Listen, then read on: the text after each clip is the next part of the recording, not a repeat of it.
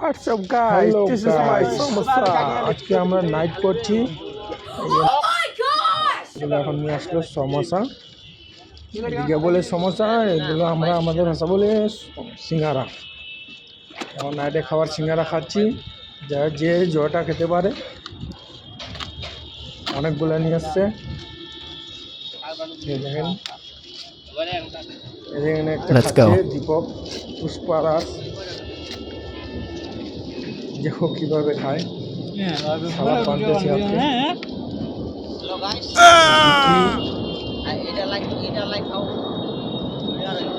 এগুলো লোকগুলো ডরার লোকগুলা, নতুন মুখ তো, নাম জানি না, খুঁজি বেশি আর।